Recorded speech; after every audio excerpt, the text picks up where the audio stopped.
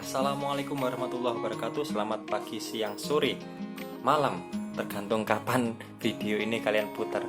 Baik, pada pertemuan kali ini kita akan membahas materi geografi di kelas 11, yaitu posisi strategis Indonesia. Nah, langsung saja ke fokus videonya, kontennya. Sebelumnya ada disclaimer, video ini disusun untuk kegiatan pembelajaran dengan topik utama letak geografis. Konten dalam video ini tidak murni disusun sendiri oleh saya. Ada beberapa sumber dan media yang saya ambil untuk menyusun video ini. Di antaranya Canva, beberapa gambar yang diambil dari Google, dan situs yang nantinya akan saya tampilkan atau yang tertera. Posisi strategis Indonesia, sebuah posisi yang sangat menguntungkan. Temanya tetap sama, tetapi kita kali ini tujuan pembelajarannya terfokus pada letak geografis. Kan kemarin pada video sebelumnya sudah membahas letak astronomis, maka pada video kali ini kita akan membahas letak geografisnya. Nah, ini materi pada posisi strategis Indonesia. Saya ulangi sekali lagi, ada 3, yaitu letak astronomis, geografis, dan geologis. Letak astronomis berkaitan dengan garis lintang dan bujur kemarin itu. Kemudian letak geografis yang akan kita bahas saat ini, dan letak geologis yang akan saya tampilkan pada video selanjutnya. Nah, yang kita bahas pada letak geografis adalah pengaruhnya terhadap iklim, lalu lintas dunia, dan keuntungannya. Baik, sebelumnya ada pretest.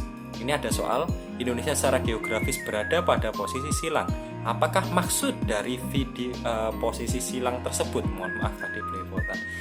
Silakan ditulis di buku catatannya masing-masing. Sebelum kita next ke materi selanjutnya, video dapat di pause ketika kalian masih menulis dan dapat dilanjutkan ketika kalian sudah selesai menulis. Baik, berbicara masalah posisi silang, Indonesia terletak antara benua Asia, benua Australia, Samudra Hindia, dan Samudra Pasifik. Jika misalkan kita lihat gambarannya, memang ini seperti ada tanda silang. Maksudnya tanda silangnya bagaimana di antara dua benua dan dua samudra. Berbicara masalah geografis, ya, itu kita sebenarnya membicarakan konsep lokasi relatif. Kalau misalkan kita review kembali materi kelas 10, ya, geografi kelas 10 itu membicarakan sebuah konsep namanya konsep esensial, yang mana salah satunya adalah konsepnya lokasi. Nah, konsep lokasi itu ada 2. Yang pertama lokasi absolut, yang kedua lokasi relatif. Nah, lokasi absolut itu posisi yang selalu tetap di muka bumi. Contohnya adalah letak astronomis atau Sherlock WhatsApp misalkan. Itu posisinya akan selalu tetap karena berbasis pada koordinat.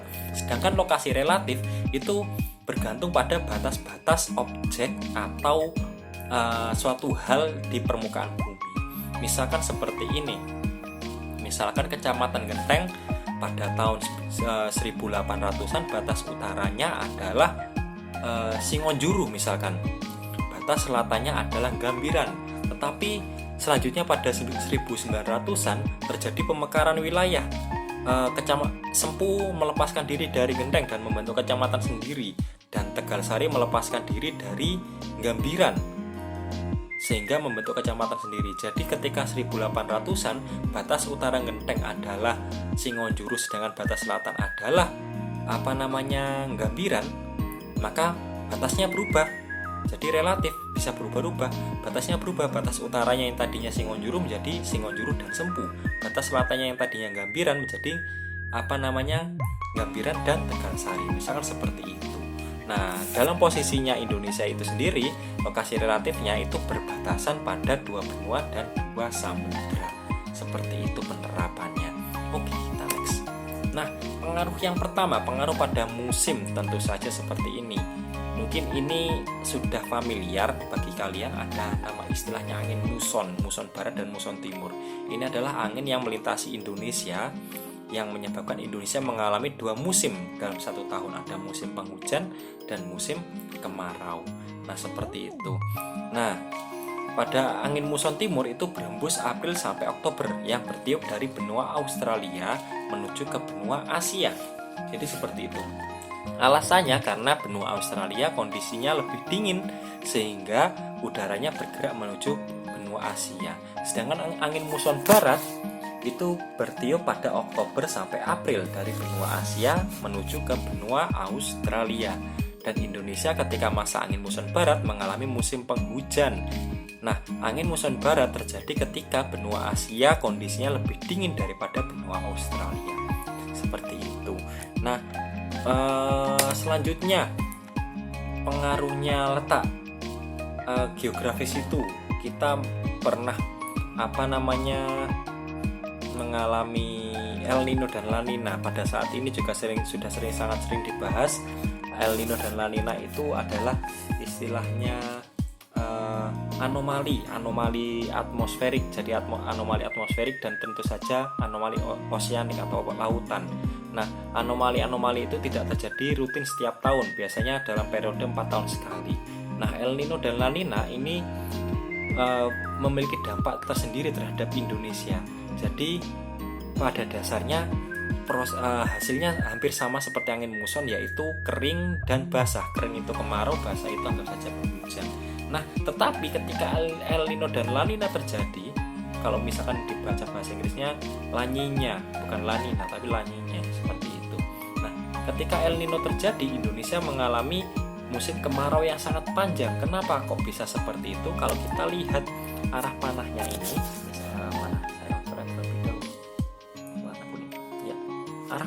ini, arah panahnya ini menunjukkan bahwasanya arus air atau termasuk juga arus udara itu bergerak dari Indonesia Australia menuju ke Samudra Pasifik bagian timur, yaitu di Amerika Selatan, pantai baratnya Peru. Di sini ada negara namanya Peru. Nah, dampaknya seperti apa kok anginnya bergerak dari Indonesia menuju ke Peru? Masalahnya seperti ini, angin bergerak itu juga membawa uap air.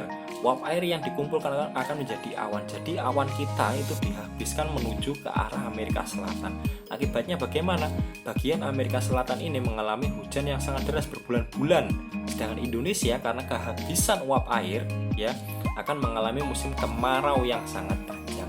Itu dampaknya El Nino.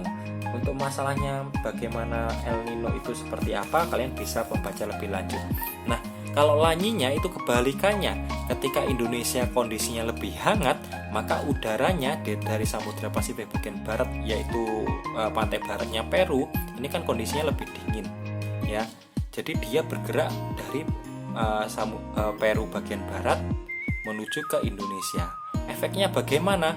Udara yang bergerak membawa uap air yang sangat banyak sehingga awan-awan banyak yang terbentuk di kawasan Indonesia dan Australia. Efeknya bagaimana? Efeknya adalah hujan yang lebat. Maksud saya musim penghujan yang terjadi dalam beberapa waktu yang cukup lama. Dampaknya seperti mungkin dampak buruknya seperti terjadi longsor, banjir seperti itu. Sedangkan El Nino adalah kebalikannya, mengalami kemarau panjang dan bahkan ada kebakaran hutan juga. Nah, kenapa kok bisa udara bergerak seperti itu? Karena prinsipnya simpel saja. Air dan udara bergerak dari dingin ke panas gitu aja. Nah, pergerakan udara dan air itu bergeraknya dari dingin ke panas. Makanya muncul angin, muncul arus air di lautan itu karena adanya perbedaan suhu udara yang mana bergeraknya dari dingin menuju ke panas seperti itu. Nah, selain El Nino dan La Nina atau ENSO namanya, kalau misalkan kita cari istilahnya di Google namanya ENSO. Nah, juga ada IOD atau Indian Ocean Dipole. Nah, ini prosesnya juga sama seperti El Nino dan La Nina. Cuman bedanya kalau El Nino dan La Nina itu terjadi di Samudra Pasifik, kalau IOD atau Indian Ocean Dipole mode itu terjadi di Samudra Hindia. Jadi tadi terjadi di bagian timurnya Indonesia, di bagian timurnya Papua. Kalau sedangkan IOD atau Indian Ocean Dipole itu terjadinya di bagian baratnya Indonesia, yaitu bagian barat Sumatera ini. Prosesnya juga sama, tetapi perbedaannya ada pada istilahnya. Kalau IOD itu ada negatif, ada positif seperti itu. Kalau IOD negatif itu Indonesia mengalami curah hujan yang sangat besar. Sedangkan kalau IOD yang positif, ya, kalau negatif tadi Indonesia mengalami curah hujan yang tinggi, kalau yang positif Indonesia mengalami kekeringan. Prosesnya mirip sama seperti El Nino. Jadi karena perbedaan temperatur sehingga menimbulkan arus udara dan arus air seperti itu ya. Ini ilustrasinya dapat dipahami sendiri. Nah, selanjutnya, jadi posisi terhadap musim sudah kita bahas. Selanjutnya adalah posisi terhadap jalur perdagangan. Nah, oke, jalur perdagangan dunia. Jika misalkan jalur perdagangan dunia, tentu saja tidak lain dan tidak bukan yang kita bahas adalah jalur transportasi laut. Ya, ini. Kalau kita lihat petanya, jalur transportasi laut memang seperti ini. Anggap saja yang biru itu apa namanya? Semakin tebal garis birunya, maka dia semakin besar arus transportasinya, sedangkan posisinya Indonesia ada di sini. Nah, kenapa kok menguntungkan? Karena berhubung yang kita bicarakan adalah jalur transportasi laut, salah satu posisi silang Indonesia masih ingat berada di antara dua samudra, India dan Samudra Pasifik. Dan tentu saja namanya samudra atau lautan luas itu juga menjadi akses kapal kargo. Nah, seperti itu. Kapal kargo seperti apa? Ilustrasinya seperti ini. Seberapa menguntungkan sih sebenarnya masalah kapal kargo? Ya, kita coba tengok di sebuah website. Jadi ini websitenya. Coba kalau misalkan kita cari untung ruginya, biaya ekspor satu kontainer ke Cina, nggak usah jauh-jauh dari Indonesia ke Cina saja. Ini websitenya dari arahin.id dengan judul artikel adalah catat segini biaya ekspor satu kontainer ke Cina. Nah ini mengutip dari laman CNBC Indonesia, estimasi biaya untuk kontainer ukuran 40 feet atau 40 kaki adalah 20 juta hingga 50 juta. Seperti itu. Itu yang kontainer yang ukuran sedang, tentu saja 40 kaki itu. Jadi kontainer itu tersedia dalam 4 ukuran, 4 varian ya, 4 varian kontainer, 10 kaki, 20 kaki, 40 kaki, dan 50 kaki. Kaki itu maksudnya ukurannya bagaimana sih? Kaki itu biasanya ukuran feet atau kaki itu digunakan sebagai ukuran baku di wilayah Amerika. Satu kaki itu setara dengan 30 cm. Jadi misalkan 10 feet atau 10 kaki itu sama dengan 300 cm atau 3 meter. Seperti itu. Berarti 40 kaki adalah 120 mohon maaf. Kok 10 kok cuma 30. Apa namanya, kalau 10 itu berarti kalikan 30 karena 1 cm sama dengan 1 kakinya sama dengan 30 cm, maka 300 atau 10 feet itu setara dengan 3 meter ya, seperti itu, dan ukuran lain sebagainya. Nah, oke. Biayanya adalah yang ukuran kontainer 40 kaki adalah sekitar 20 juta. Mohon maaf misalkan tadi hitung-hitungan saya salah, tolong dikasih komentar saja ya, karena ini dadakan saja saya ngitungnya pakai estimasi saja. Nah, untuk 40 kaki itu harganya 20 hingga 50 juta per kontainer. Coba kita lihat ilustrasi kapal kontainer ini ada berapa kontainer ya? Misalkan dihitung kasar, ini ke sampingnya 1, 2, 3, 4, 5, 6, 7, 8, 9, 10, 11, 12, 13, 14, 15, 16, 17 tingginya misalkan dibuat rata-rata tingginya ada 5 tuh agak 45, 17 kalikan 5 ada 85, ada berapa bar? 1, 2, 3, 4, 5, 6, 7, 8, 9, 10, 11 ya, anggap saja 11 baris. Jadi 85 kalikan 11 kalikan 20 sampai 40 juta lah, ada banyak banget. Jadi segitu biaya operasional, jadi uang yang berputar segitu besarnya. Itu masih satu kapal saja, kapal kargo. Dan kapal kargo ukurannya ada yang lebih besar dari gambar yang saya tampilkan ini. Nah, jadi bisa dibayangkan potensi yang muncul dari jalur perdagangan laut di Indonesia, dan itu salah satu keuntungan negara kita karena negara maritim yang berbasis pada lautan. Nah, yang selanjutnya posisinya berpengaruh terhadap ras, suku, budaya. Kalau kalian belajar sejarah ya, Indonesia itu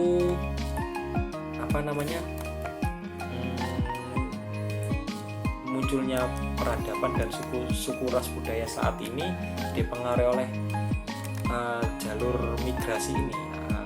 Anggap saja seperti ini saya ketik. Jalur migrasi Proto Melayu dan Deutero Melayu. Nah, seperti ini. Nah, ada jalur migrasinya ke Indonesia. Jadi seperti inilah ya, kurang lebih kayak gini juga. Rute Melayu yang merah, yang Deuter Melayu yang hijau. Nah, kalian harus ingat bahwasanya dalam geografi itu ada namanya prinsip interrelasi. Prinsip interrelasi itu menunjukkan hubungan timbal balik atau hubungan sebab akibat antara objek dengan objek yang lain. Nah, gini, Indonesia memiliki beragam topografi, beragam sumber daya alam, dan dimodali dengan ini kita berbicara dua ras saja, Proto Melayu dan Deuter Melayu.